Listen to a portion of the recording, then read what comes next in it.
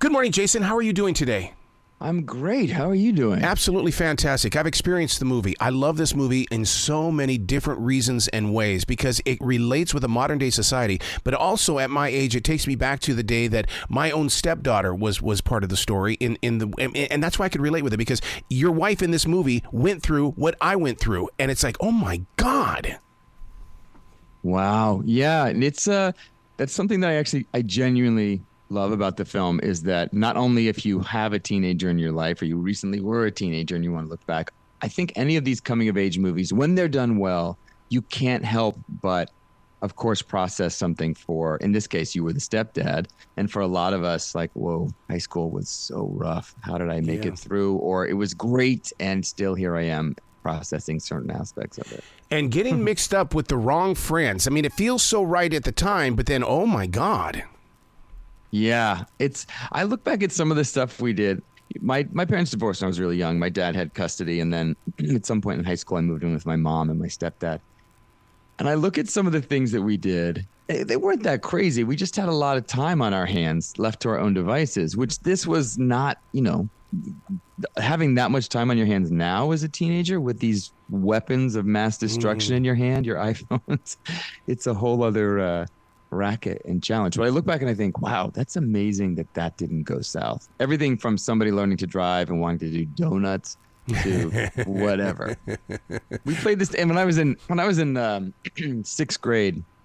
Oh wow, I was raised in Virginia outside of DC, and we had this group of friends. We were bored, these four guys, and we would like throw dirt clods at windows until someone threw a rock and broke a window. Well, what the hell were we doing?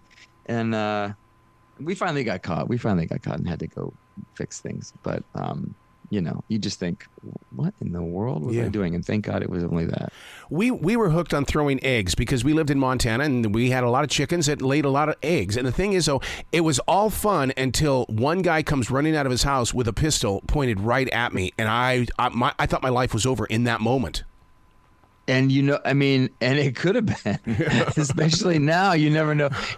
There's a lot of road rage now, like in LA, or I've been in New York a lot, and you just don't know who's got what in that car, even though they may be a horrible driver. So true. When you got this script, did you know that your part was this huge? Because what I love about this movie and the way that they put you in this movie is that they put the father in there. And so often these movies feature just the mother, but we are changing as a generation where fathers play a huge role in the creation of our teens. Yeah, that's a great thing. I have a lot of friends who, the way it worked out, where the mom became the breadwinner, so the dad became the, main at home, figuring things out, logistics, running everything.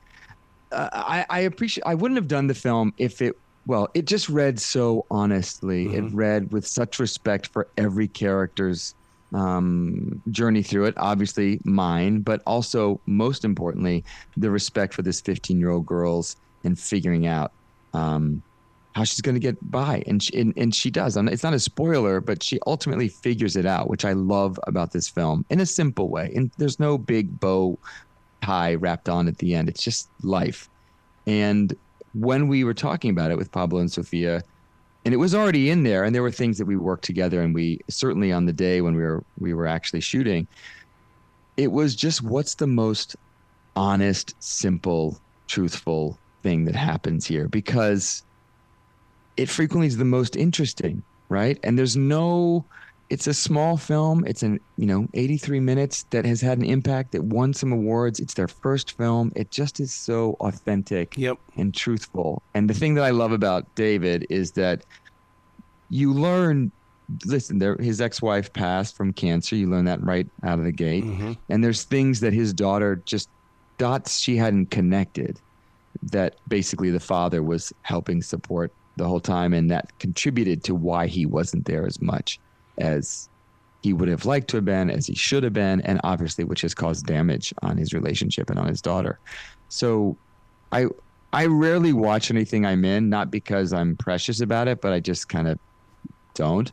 And when I saw this film at the Santa Barbara International Film Festival, I was so happy. I kept leaning to the producer next to me and being like, it's so good. It's really good. Because you never know, regardless of what the budget is, what's going to happen in the edit or anything like that. But boy, is it good and special. I've always wondered about that experience that you guys all come together as a giant cast and you feel good about the moments on film, but then it goes to editing. I mean, that's a completely different world inside that room.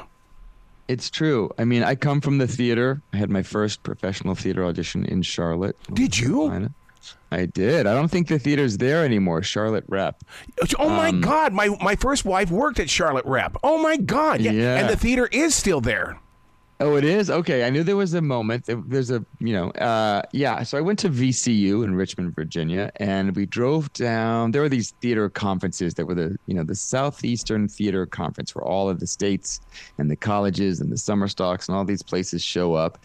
And we did a thing, and we were driving back through, and I'll never forget, we had a road map, obviously, and we didn't realize on this map that the map was about, you had to take a ferry somewhere to get, you know what I mean? So we're like, whoa. Anyway, and I went in, they were doing Midsummer Night's Dream, and I went in and I auditioned for Puck, and I had never done Shakespeare before. I was in undergrad, and it was sweet, but I really had a crash and burn. I just got so nervous. If we shadows have offended. And the guy was so nice. Yeah, my friend Eric Woodall, that's more, where is that? It's Charlotte, and also I forget the name of it. I have friends in Charlotte and Raleigh-Durham and stuff that do a lot of theaters and go to the school, have gone to different schools there. And so, yeah, there's a warm space in my heart for it. There's a warm space in my heart for that part of North Carolina and Virginia anyway, but especially for Charlotte. So when cool city. When you were part of Charlotte Rep, was it when Becky Kent was a part of it as well? I don't know. It was literally walk into that theater. I can remember having to walk in, and there was a person in the audience who was very kind, and I just was nervous. I was learning how to be an actor. So, and then we got out of there. I didn't cry, thank goodness. The tears were starting to come, but they didn't drop. And we just got in that car and drove back to Richmond that night. And I was like, you guys, I was horrible. I was horrible. Do you miss those days of being on that live stage? Because I mean, with the lights, camera, and action, it's like a radio consultant once told me, he says, that teaches you to stop. When you make a mistake, you stop. And he says, but when you're doing it live, you can't stop. Yeah, no, I try to do a play. There was a time, and I'm lucky, I've performed in the West End, on Broadway, off Broadway, around the country, and similar to this film, if there's a good script, if there's something that I really respond to and it's in a moment, frankly, that I can afford it, I will do it. And I want to do, I'm dying to do a play. The last play I did was in 2018, the premiere of this play with Janet McTeer, who was also on Ozark, where we played lovers, and she played Sarah Bernhardt and stuff. Sandra Bernhardt. Anyway, I miss it. I love it. I like the community of it. I like on stage, you've decided to make a thing, and it's exhausting. I have, I'm going to go to New York for the Tonys next weekend because I have a bunch of close friends who are nominated this year. And I was talking with one of them. Sarah Paulson is a really good friend of mine, and she's doing this amazing play, Appropriate. It is exhausting. It is hard. And she's been doing it since November. And so, but there is something, your body is so engaged, and you are having a very communal live interaction with an audience nightly. And in some ways, you are your own editor. So yes, I love accidents on stage because something really truthful is happening, and you're just like, well, somebody knocked over the glass of wine here, so we're going to have to just add cleaning it up and do the thing. But and I always believe, I really, that kick is something that I love. And you're kind of your own editor that night. Yep. You know what I mean? Yep. So I really I miss it. I like it. And I'm lucky I get to go back and forth a fair amount. When you're doing something like I think this is why I like independent film also, because you are a small community for a very short period of time trying to make, put lightning in a bottle with $1.50. And I believe in those films. In any film, you can feel the energy of the making in the thing, or you can see it up on the screen, And I definitely feel that with this one. it took place. They shot it in Sophia's home where her parents live. They, Really? of course, redecorated and stuff, and they used the high school that they went to, and that guy who plays the high school drama teacher is their actual high school drama teacher. Really? Yeah, and Wow. so it was all. It's one of those things. I have this other movie out right now, also called The Big Bend, where we shot it in the Big Bend of Texas, where similar thing.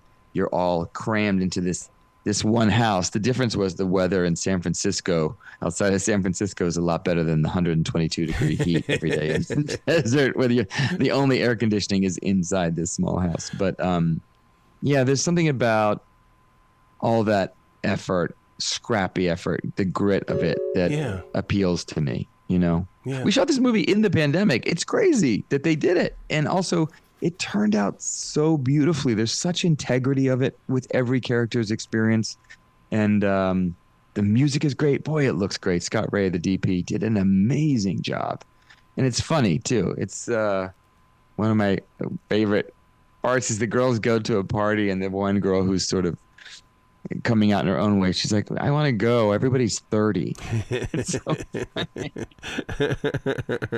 I'm so glad that you said that it took place during the pandemic, because one of the things that I experienced on this side of the microphone during the pandemic were a lot of scared actors, musicians, and authors because they didn't know. But I'm so glad that the community of creativity came together even in those times, because they didn't know. And I've got the recordings of it where they would be so upset that I would even bring up COVID. yeah, I mean, know about health-wise, all of it. And I went straight there. I finished a show in Chicago called Next. We wrapped on March 6th, 2020. Yep. I went to the airport and I was like, wow, there's nobody here. Weird. And then it all began. And I went from the first thing I think I did was I did Walking Dead. And that was one whole set of COVID protocols in Georgia. And then I flew, the way it worked out, I flew right from there to San Francisco to shoot this film. Wow. And, it was masks and sanitizing. And at that point, we knew things about it. So we could work.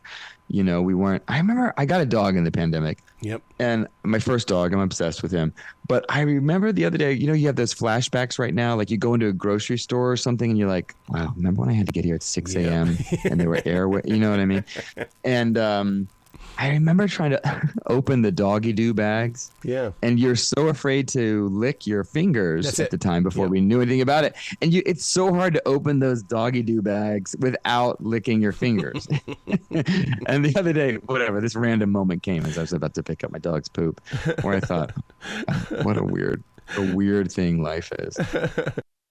You have one of the best quotes that is I think it needs to be taught even more in today's society, and it's about making new friends and the attempt to keep the old. That really hit me hard because it is so true. Yeah. It's I have a thing. I've always had a lot of friends that were older, and so I've observed in some of those people. I'm good friends with Blair Brown, which a lot of people, they might not know her. She's an incredible actress. She did this amazing series called The Days and Nights of Molly Dodd back in the day, all kinds of stuff. She was in Altered States, really funny. And we talk a lot about the need to remain curious as you get older. And there's one thing when you're younger, of course, and you need to be open. And you are learning things because the experience is so new to you. And in fact, there's a sense of ambition and all kinds of passion and things that hit you as a younger person than when you get older. And then as you start to have experience and you can take the foot off the gas of some of that, you can very innocently, and the way life happens, getting distracted with raising children, all kinds of stuff, jobs, you can very innocently lose interest in other things. And I think there's something I really admire. And that happened in the pandemic too, by the way, where people suddenly thought, well, I have this time. What am I going to do? And they discovered hobbies and stuff like that. But they remain curious.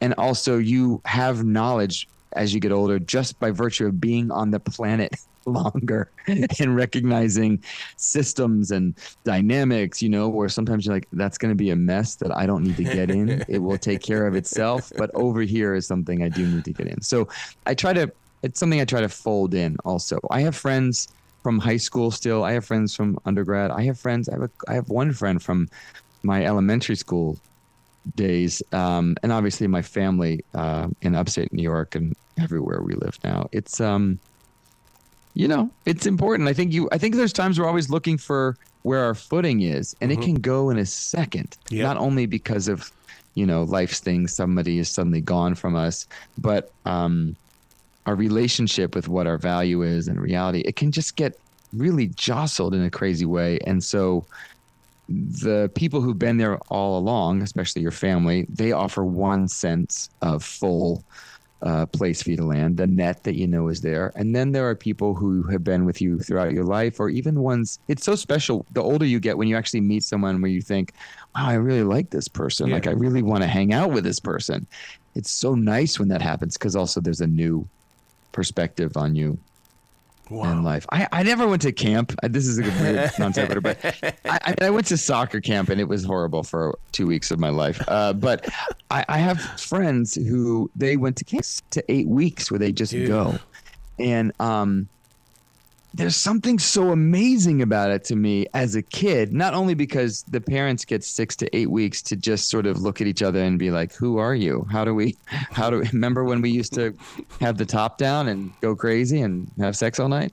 And they get to rediscover, but also for the kid to go have this experience where they're growing fast anyway, on their own, figure something out, and how a kid can have a growth spurt and come back and be just a different person. The core is the same, value is the same, but suddenly there's this whole different person that comes out. And I think about it. I'm sure it's scary so much for so many kids, and I'm sure it costs a lot of money. But I just think, what an incredible gift that is, to have a space to go away from your parents and try to figure out who you are in this moment and come back and go back. Well, look how many people are doing it these days as adults. When the kids are moving out, now they've got that chance to do whatever they want as adults, and you feel like a kid again.